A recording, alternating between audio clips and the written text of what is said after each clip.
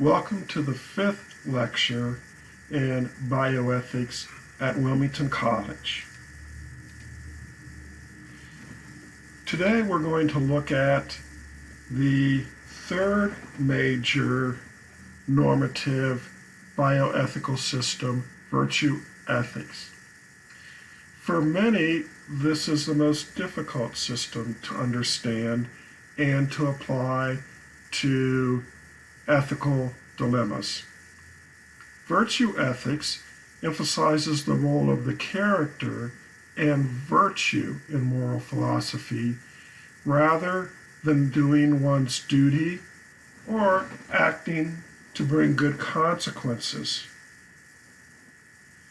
It is a theory that places emphasis on people's good characters, on such traits as kindness, generosity, benevolence.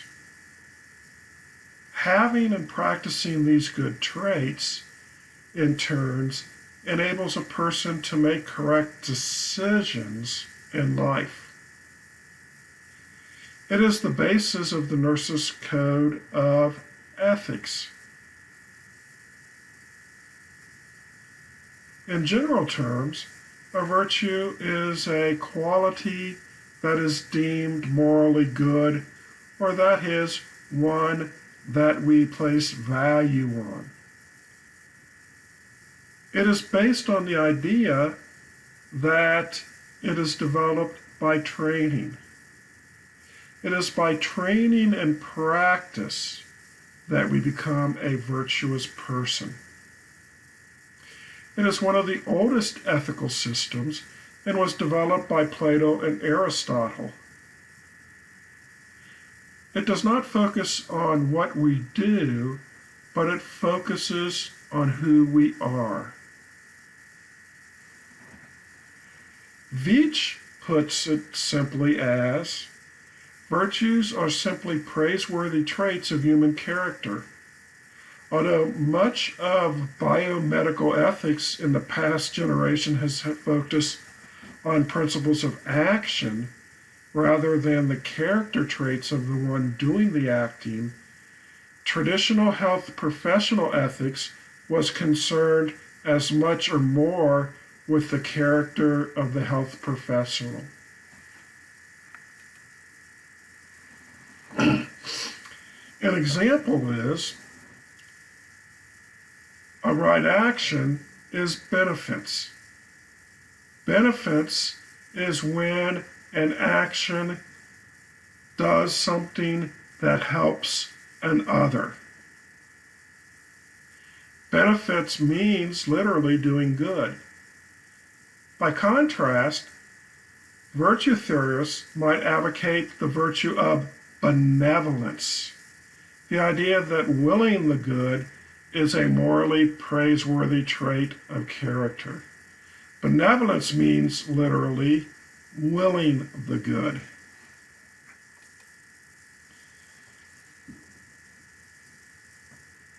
Here we see a list of virtues.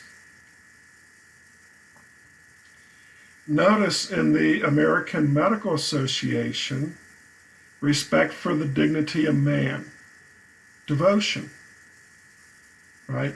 Compassion, respect for human dignity, right? The Florence Nightingale Pledge, purity, faithfulness. In terms of secular virtues, benevolence, care. The Greeks, wisdom, temperance, courage, justice. Here we see in a number of different religious cultures, virtues. In Greek, virtue, arete, means excellence. Socrates once claimed, it is the greatest good for a man to discuss virtue all day, on the grounds that the unexamined life is not worth living. Erratic Ethics is strength-centered ethics. Virtues are strengths. Vices are weakness of character.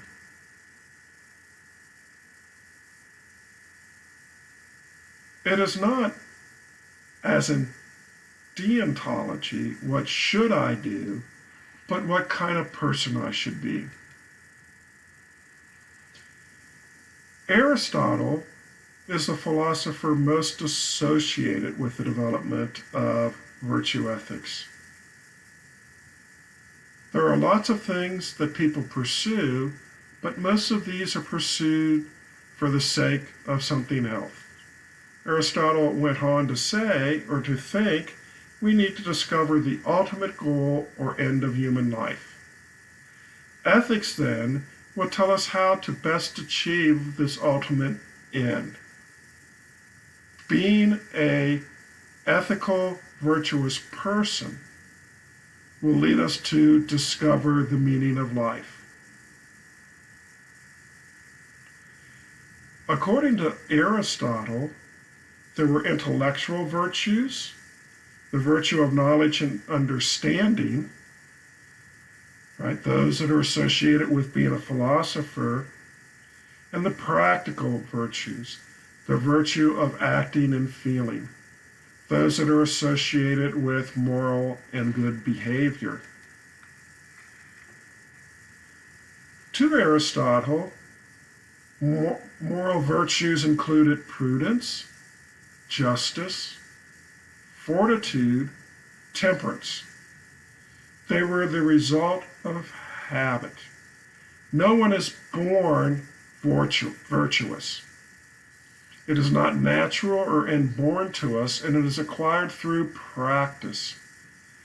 Habit or disposition of the soul, which involves feeling and action, are things that Aristotle would call a moral virtue.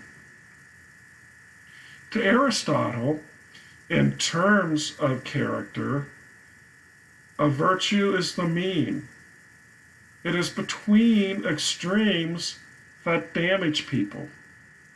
A person who eats too much or too little will not be healthy. Similarly, for the soul, a person who acts in an extreme manner will not be virtuous. So to Aristotle, courage was the virtue. The deficiency of it is cowardice. The excess of it is rashness. Generosity. The deficit is stinginess, miserliness. The excess is extravagance.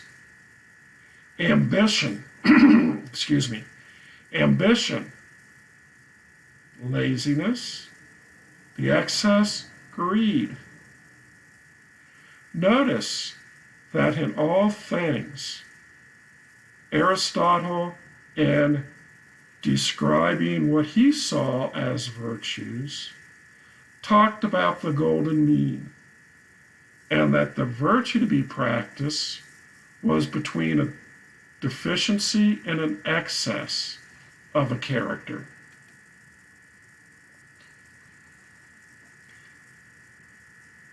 To be virtuous is to have a virtuous character. A virtuous person may not always act in that virtue. Again, character is an ingrained habit or a disposition to act in a particular way. We can use a sports analogy. A great athlete is a person who practices hard and trains her body. They develop the skill in their sport. In doing this repetition and practice, it becomes ingrained in their body and soul. Repetitious actions become a part of who we are. It is in the same way the virtuous person finds it easier to act in virtue when they practice it continually.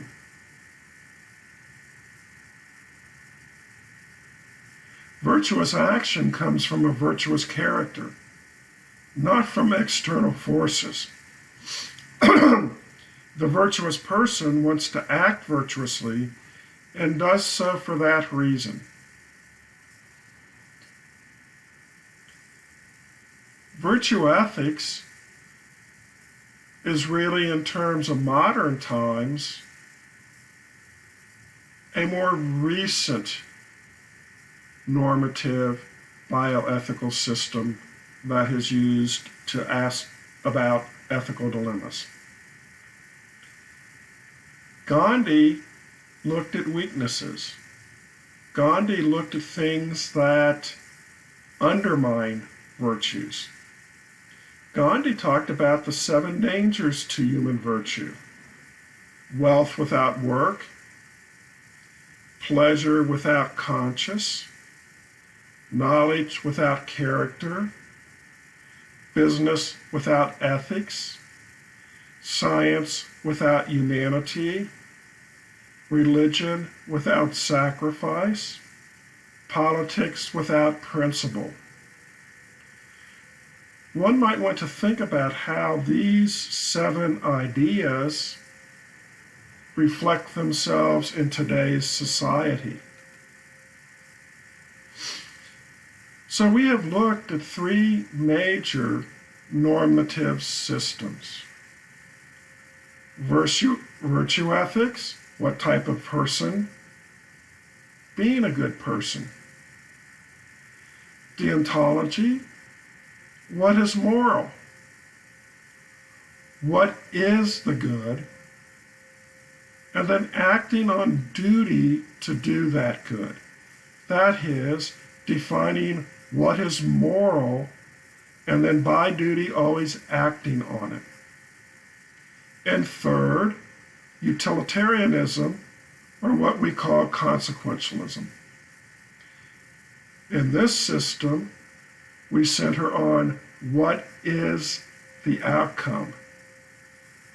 That is, what is ethical does the greatest good for the greatest number.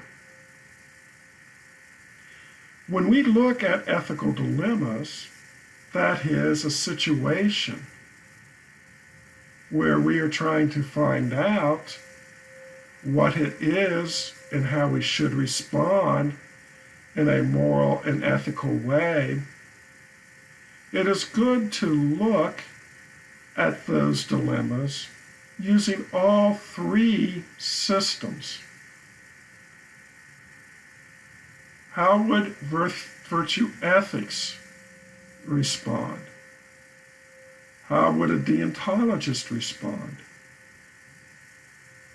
Each of these systems have strengths, each have weaknesses.